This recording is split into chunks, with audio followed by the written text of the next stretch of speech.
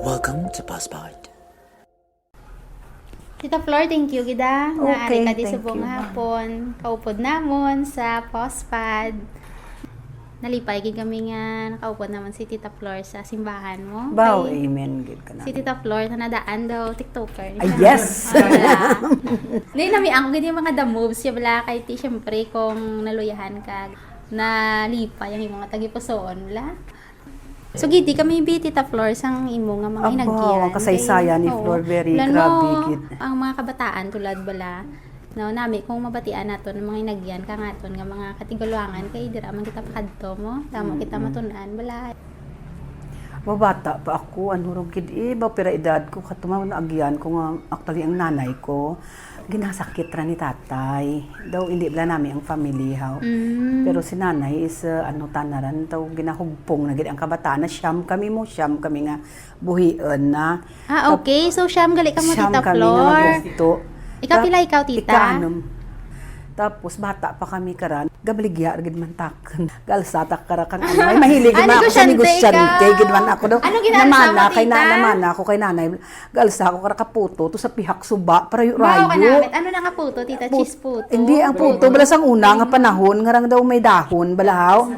Hud, kaya alsahon namon ran ay natudloan kami ni nanay ibaligya pa namon tapos ang binta karan ang ginansya namon idirawat pa namon nakabugas. Ay, Mabinta kami maaga kami karan baligya kami karan bulan namon to 5 o'clock kinanglan mabaligya kami nga 5:30 to 6:30 kay eskwela pa kami mo ang ginansya namon taon namon kay nanay tapos amura idrawat namon kabugas agyan man namon nga bata ka mga pira edad mo hakot ka bala kakawayan. Imaw kami kabugto ko nga bayi. Tuwang-tuwang kami tagpira pa to suhol namon 25 sentimos. Baw namon natipuno namon ran. Taon namon na kay nanay tapos daw buligay gid bala kami gintudloan kami ni nanay nga magbuligay kami nga magburugto. Na hasta nga baw nag-teenager den kapang latas pa kami mga ka mais balangaran mabugto kami si dalom suba lakpayo namon ran para lang katapas pagbalik ibaligya ang mais isugba tapos amura mara ipang sa pagkaon kay tatay namon ang soldado kasulang ang sa inom na lang ginaano ang sweldo nakakinpabayan na gid ang nanay ko nanay ga panglabadaran ang wanami lang sa pag ni nanay ginhugpong na kami na kami ginpabayan kay si tatay tama ka para hubog balaran na daw ako kato ang medyo kontra na nag-abot ang time nga si tatay nagmasakit. Amura bala ko nung maskin ano katunto ka imo nga ginikanan kay tatay mabalahaw ang grabe masakit na kato nagaano wait may matatap ka na mo. Tigin balikan mo si tatay Ginbalikan ko kagin tat. Dagaturo luha ako kay grabe na agyan ko kana mo. Pero to ko naisip balang kanakan kita na nagimumugto sis mo. Ako ang kontra na ako bali ang nag-arabot sa wait may maway kanat may matatap gid totally mo ako lang ang ginsakripisyo ko bala ko sa ospital wait may maano ti syempre pag liver cirrhosis baho gratis magurwa gira tawo ako tanan to nagtinlo ako tanan tapos gindararo tanan sa balay kay wire hopeless dan mo tuya ko ginpakita kana bala ang ang maskin sobra ginhimo nagipakita ko sa gihapon nga ang respeto ay tatay mo tana mo kinang respetuhon mo hasta nga ninadura ratos tatay tapos kadya kagwa ang libayan ko hasta nag-amat-amat dan kami nga nakapa-abroad tanan amoro to na sa una karadyan ginakontra kami kay terrible kami kapigado amoro ko isa nagahibi kaw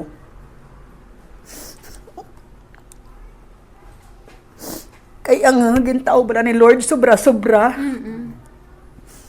Amuran kun ko kay Lord ay grabe gintaw mo kanakon nga kanaman bitanan nga maskin isa lang ako nga Christian.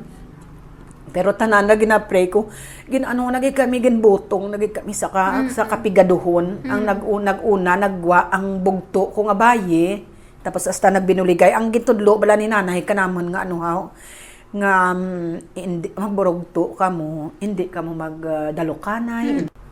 Di hasta tulad ginadara-dara ko ran tulad maskin hasta nga nag okay rin pamilya namon Na although middle class lang tapos nakaasawa ako sa taga-Antique. Pero turuman ko na agyan ang ano. Mas angat sanda mo. Tun mo na agyan ang once nga ang bana, ang gamay nga pag naba nga pagtira kanimo ha. Kabana mo kay tungod may nakabuild ta na maski na abroad ta naganegosyo ako mo kay nabutang ko gid sa isip ko nga kay nakita kay tatay kag kay nanay sang una mo hindi ka magdepend sa bana. Ang mo to nag-ubra ako nagnegosyo ako wa ay ko sis kapital man sa gyapon pero sige lang hasta nga nakautang-utang ako pero on the end nga kung ko hindi pwede nga amo lang diya kay karuloy kabataan ko naagyan ko nga abroad akan bana naglibod ako kara pansit para lang ma-support ko ang bata kung aga-aga gribod ko raway ko nang huyaan kay ginaturo ko ang kabataan ko mo paano sanda kon matumba ako daw mo bala karanaw sa sigir sa nagbulag kami agyan kon anak ko ka mga balana ako abi nga din kapuruton kun ay ka kun hindi bayaan ko ikaw pero ako paagi ako sa joke mo kung kubay ilang ang iban mapurot kanakon tapos i-build na ako mag-iba nga tawo. Daw joke ko by positively ang akon ginhambal. So nagtuod man tanan nga mura nagpanaw ako sa Hong Kong nga maskin bugat sa imo, especially kabataan mo gagmay pa mapanaw ka sa Hong Kong ha. Panaw ko sa Hong Kong para lang ma-support ko sa eskwela sa bata ko nga bayi. Hasta nga ang bata ko nga bayi, syempre white nanay, gid graduating nagbusong. Pero waay ako man sa gyapon nga nga nanay nga ay ba hindi ro jaw ay chance daw ay ako positive ako katama mo kun ko sige lang nak hindi lang pagpahulog kay hanggaw nga sala buhia ang bata ga ang lang ay sincero man ang laki pero bata pasanda tapos one on one ko sanda kon ko bata pa kamo paano ran pero glory to God kita natula sanda independent sanda man nga duha tapos ang duha ko nga jati tungod sa abroad ikaw ang isa ko kabata nagbisyo. Pero katunga tayo mo ay ko magsuko kung ko Lord hindi amora itaw mo kanaken. Ang itaw mo kanaken para sa kabataan ko is the best kung ko hindi patulad pero amura gani kung kaisa and in his time things will be beautiful sa time ni Lord hindi bala ginaludhan ko ang akon nga problema nga ginadugpahan ko ran. Kamusta na sa bang tita ang imong mga kabataan? At tilad na ang kin bag-ugid si Joshua. Tatlo na sila, no? Nagbag-ugid si Joshua. Wow. Kanami ka kabuhi ni tita. Salamat din sa live ni Sister Flor nga somehow bala makita to ng example siya nga life bala siya nga journey bala nga everything mga obstacles sa iya nga kabi na-overcome na through sa help sa Ginoo. No, sa sam ganina gambal nga the Lord is my helper. No, siya nga ta manugulig kag he is faithful. Kung wala sa point of view sa isa ka bata wala. So kay iya kay ni tita kagina isa ka point of view sa isa ka nanay. Ako daw damo ko na learn kagina mo. Sa nga pamati lang ko kagina sa iya kay ang pinakatang nagtatak siguro sa akon sa story na tita is to honor your parents, gid ba? Kay to na sa experiences sa iya parents kag sa pagpangabudlay bala nga as a parent para sa iyang mga kabataan nga dara bala naton na realize nga as a point of view sang bata nga dapat naton nga wala kita gali kabalo sang pila struggles bala tapos kita lang wala lang sa aton no kag kay do nakarelate ko bala kay sa una si mama nag-abroad man mo tapos nagibayaan kami wala kami nanay kay tungod si mama naglakad kay tungod mo na kag pero nga gindala si mama digto to may purpose kali bala nga pag kadto digto grabe nga struggles ang nagyan pagpuli digali amo na to gali ang breakthrough sa amon nga life nga makakilala kami sa Ginoo kag ang dara gid ang natatak sa akon nga sa story ng tita nga kinanglan gid naton gali nga palanggaw gid mga ginikanan biskan man kinatabo kag amo na gani kay amo gina-commandments sa Ginoo mo honor your father and your mother.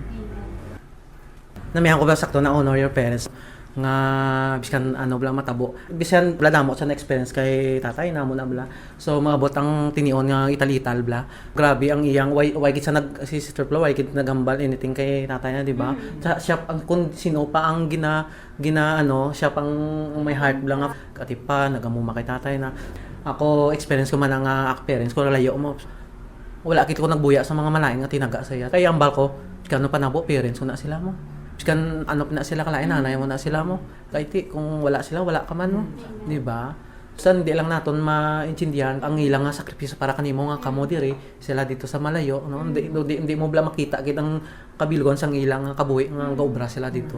Na mo nakita ko sa iya nga ginahambal na ano ako bla na tandog ako na pukaw nga dapat sa mga kabataan no palanggaon naton kag ano naton nga mga ginikanan ay hindi sa ano mo kita mo manawag man kita sila sa ila mo kag sa iya kanami na nga example bla nga ginaantos ng tanan para sa Ginoo bala. Di ba? Grabe itong sa ospital na si tatay mo, biskanan mo na amuma mo gid bla. Gaangin mo pagulikid ka na bala.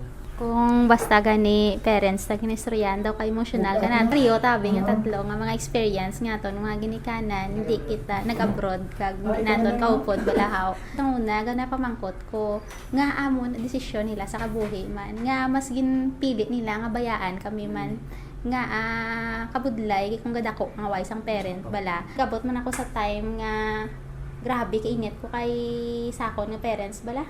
Kay mama kag kay papa, kay si papa tungod sa iya nga insecurity sa kabuhi nga hindi ta na ang breadwinner mo kay dapat kung lalaki kay ikaw ang breadwinner di ba? Ubra niya man inom. Tapos si mama man, naglakat man siya. Tapos daw saway lang sa iya. Ang pananawan ko daw saway lang sa iya. Bala. Pero ang impact kasi mga way ka nanay, ang iba niya, may mga nanay, makitaan mo, nahisa ka. So, amo na wala nga, kabudlay nga, sang time nga nag-graduate na ako, kag amorang time, nga ginpabalik mga Ginoo si mama, kag gintipon niya kami nga, isa ka pamilya, sa isa ka balay. Hindi ko kumaan kung paano ko ano wala sa ila ano nang tawag hindi comfortable sa ila sa isa ka balay tita Flor.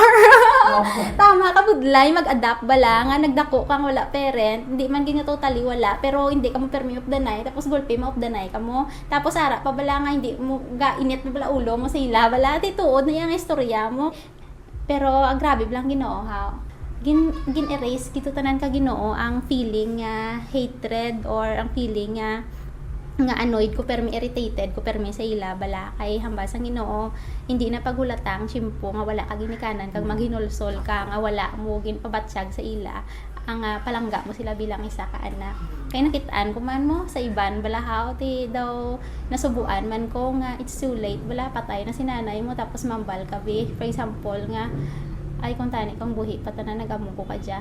So, dira, wala ginatagan kat chance ang Ginoo nga i-redeem walang time nga wala nila napabatsyag nga ginikanan sila sa imo kag ikaw man wala mo napabatsyag nga anak ka sa ila. So, redeem ka Ginoo ang time kagamo nang namian ko no. Siguro ano bala ang kapin bala sa aton sa Pilipinas bala.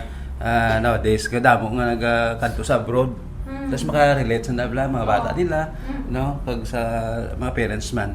Pero may isa ko mga nakita kay Sir Flor lang somehow nakakuha sa mga positive results bala sa iyang life, mga legacy sa iyang parents ang business-minded bala. Kung nakabulig siya, hasta nga nagdako siya, ang influence sa iyang parents, especially si nanay na, nga business-minded. Nadala-dala na hasta ang bata na, inatuluan na. I mean, ano bala, buligid no sa ang influence ng parents sa iyang mga bata nga nakita niya day to day nga ang ginahimo sang ginikanan na kag ma-adapt niya bala kag gamit niya gid no especially ang pagka business minded na kag siguro sa aton man niya somehow ato mga parents may ginahimo isya positive nga butang dapat na i-adapt bala nga makabulig sa atong nga pagpangabuhi kag kita ko sa floor kag nami gid no nga sa paano lang kita mo nga hindi ka magsalig sa iban kay kabalo ka na kay halin sa iyong parents nga na-adapt mo so nga namin get nga sa yaman out of that mga negative experiences pero sa gyapon sa iyang parents nga nakuha niya mayara man nga positive nga nakatudlo sa iya kag nagamit na sa iya nga dadlaw nga pagpangabuhi man gani nga siguro sa mga bad situation, condition sa kabuhi, may makuha kagapon nga positive ng mga bagay sa atong nga parents. So nga namin gid nga kag labis na ni ang Ginoo gid, no? Nga kag tudlo ang Ginoo nga maghiugma mo. No? Hindi ka no resentment, bitterness, but love. That's why nga ang motivating factor gid guro sa nang life because nga ara ang Ginoo siyang kabuhi. That's why makahigugma ikaw. Amen. No? Sa tanan nga mga sitwasyon nga natabo sa imong mga bata o sa imong experience nimo still nagagoon ka because nga na-experience mo gugmas ng Ginoo at the same time gina-express mo man ang gugmas ng Ginoo yara sa imo kani nga nami gid nga may Ginoo ka sa kabuhi mo. Amen. Ang isa pa gid nga ano bala nga nakita ko nga you're special in the eyes of God bala.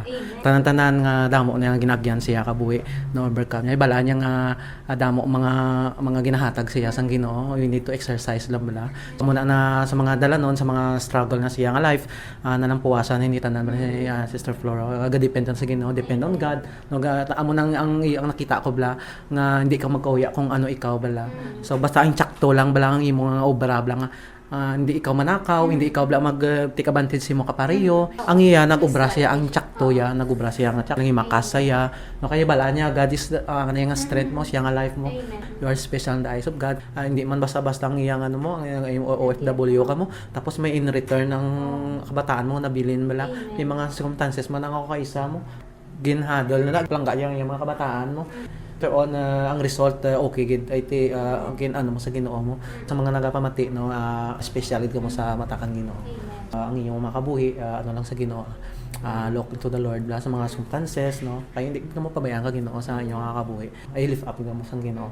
Akon man nagapamati ako sa iya mga testimony bla the same sa mga experience ko nga iban wala ko pag gamay lang itong na-share ko ligat ko damo kit mga pariyo-pariyo bla nga mga nagyan naton bla sa aton nga kabuhi sa iya. Daw inspired kag kanami gid ang mangin example sa mga kung may mga parents man nagapamati no sa ibang lugar ag kung may mga kabataan man sila nga ari bla nga mabatian nila ang mga amo ni bla nga may mga amo ng ang heart ng parents bala ma-realize nila na kag ang Ginoo maga-speak sa ila bala sa mga amo na mga situation kag kanami gid sang kabuhi nga ara ka sa Ginoo.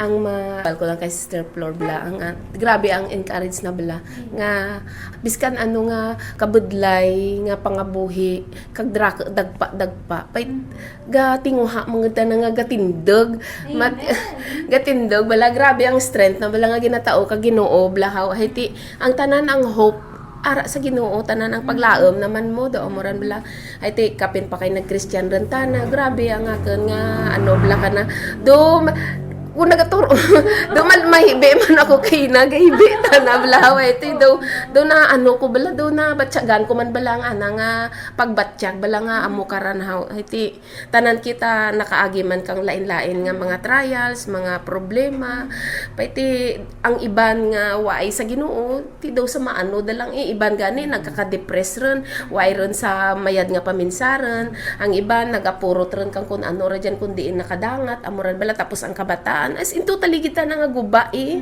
pero maayo gid siya kay panindugan kita na bala nga biskan wa ay ti tatay or wa ay ti mga ano nga tana lang nakaya na bala kay nangad nga ang Ginoo ara sa iya mo damoran bala bao grabe gid akon bala nga ano kay na Mr. Flor baby mo grabe gid ang balko kapag ko ay grabe gid ang kung Ginoo magatao bala kang ka strength naton bala kay kun wa ay gid kita sa Ginoo wa ay ron dalang kita dagpa gid pati kabataan natin waay pero praise God gid kag dalayawon gid ang Ginoo pasalamatan natin kang ang glory ga nakanagid tanan kay ang aton kabataan biskan ano man natabo nakatindog kita kay ang Ginoo ara ka natin daw marap tapos mga kabataan natin waay ren nga kuon nga biskan kita lang nga nanay or waay ti tatay pero ang mga kabataan natin nakita man bala nanda nakita mo man ang pagmayad bala nanda waay hindi sarawayon do amuran balahaw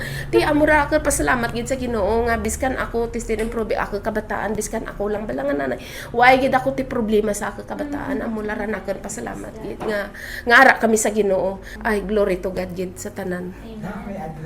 It's a great challenge bala sa aton nga damo kita natun-an kag it's a sign na siguro nga sa story ni Tita Kagina basi may mga sa nagapamati sa aton nga basi may mga misunderstanding sa ilang family. It's time na gid niya siguro nga kung kapamati ka subong to say sorry kung may na ubra ka nga naging sad bala imo mga parents sa imo mga actions kag basi may mga misunderstandings ka mga bisan gamay lang nga maging great effect bala nga do ka negative effect sa inyong family. It's time na siguro nga to say sorry to them, hug them, di ba?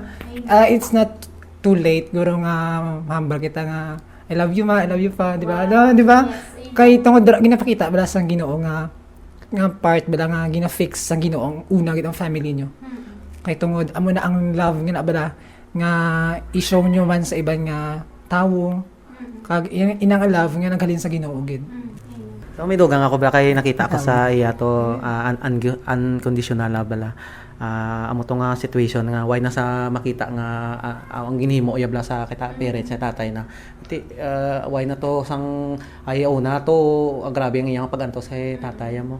May ara siya nga pagbatas bala. Ang gugma kang may pagbatas sa bala ginabatas na ni tanan tungod nga ara ang gugma empowered sa iya bala bisan pa nga ang mag-aantos sa mga amo to blang nga gaano kay tatay mo bala di na ospital si tatay mo ara na sa malapit na lang basta experience mo man mga situation bala mayara sa nga pagbatas dati ay yung ginabatas mo na ang imong nga faith gina-increase ang Ginoo mo di ba kag da na naghalin man mo kag ang conditional love lang I mean do why sa nagbulig sa to kay na tatay at mo kag ang ara ang gugma kag Ginoo kana kag do why na to sang why sa gaan sang baylo bala di ba kay why na to mo ano na lang to pagbatas na lang tong nagapanginbabaw dito mo kang love kang Ginoo siyempre tatay mo na bala so ginapabatyag mo in last minute ang love nga ara sa imana kag Ginoo bala bisan sa tinion nga buhi pa no buhi pa may ara pa nga mga inuras nga mga nabilin bala so I believe nga nabatyagan to ni tatay ang love lang nga naka Ginoo na I mean ako nga ano ko mo do ka emotion ako bala kay na experience ko nga muna nga mga ano mo nga sakon life no mo tugoro nga pag balang ko gid nga ang love ka Ginoo siguro nanginbabaw na to kay tatay na bala nga mo to nga tiniyon kay mambaligor sa mind way gambal na to sa imo tatay why na no siyempre siguro sa heart nat palang gagid ko ka bata ko biskan na wala siyempre wala sa amin nagulikid sa iya mo siya lang bala kung sino pang ginaano siya paglang gamiton ka Ginoo nga may mag-ulikid ka magtatap sa iya bala so mula na ako ang unconditional love na nangyara dito kag amo nang nagatupatubo ka na kag ang pagbatas may no ginaantos mo nito no tungod sa Ginoo bala si amo na honor your parents